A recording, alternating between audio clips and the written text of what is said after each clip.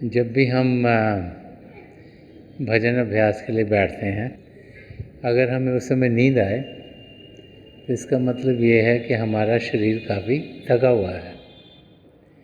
अगर शरीर थका हुआ होगा तो आपको जब भी आप अभ्यास करेंगे नींद ज़रूर आएगी।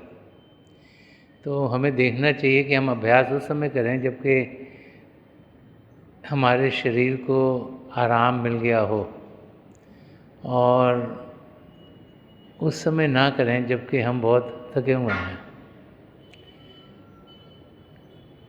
अपने शरीर को जितने भी घंटे आराम आपके शरीर को चाहिए उतना उसे देना चाहिए, ताकि जो जिस्म है वो सही तरीके से काम करे। जब हम सोते हैं या जब हम आराम करते हैं तभी जो शरीर के जितने भी पार्ट्स हैं उन सब की हीलिंग होती है, और वो ज़रूरी है कि हम अपने आप को दें। तो अभ्यास करने से पहले हमें सोचना चाहिए कि हम शारीरिक रूप से किस अवस्था में हैं।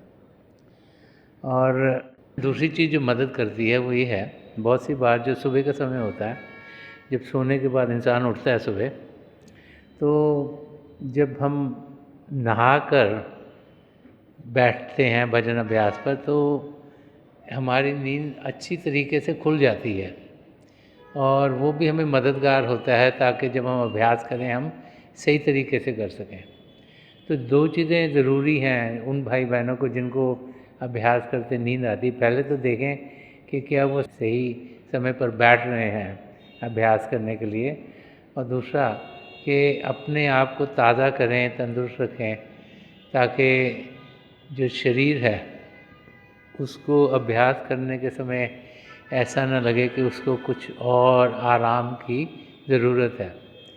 पुराने समय में क्या होता था कि जब ये इलेक्ट्रिसिटी भी नहीं होती थी तो लोग जब अंधेरा पड़ता था उसके बाद सो जाते थे। तो अंधेरा अगर 7-8 बजे पड़ा और आप सो गए तो 3 बजे आप उठ के अभ्यास कर सकते हो। लेकिन आजकल के समय में अगर आप सो गई 12-1-2 बजे तो 3 बज के अगर आप कहोगे मैं अभ्यास करूँगा तो आपको नींद आएगी। तो आपको देखना है कि कौन सा समय है जबकि आप अभ्यास करो, वो समय लीजिए जिसमें कि आप थके ना हो, आपने आराम किया हो, और अगर नहा धो के बैठोगे तो आपकी नींद और भी खुलेगी और ध्यान आप देखोगे आसानी से टिकेगा आपका, और आपको नींद आएगी नहीं। तो ये कुछ मेजर्स हैं जो हम इस्तेमाल कर सकते हैं।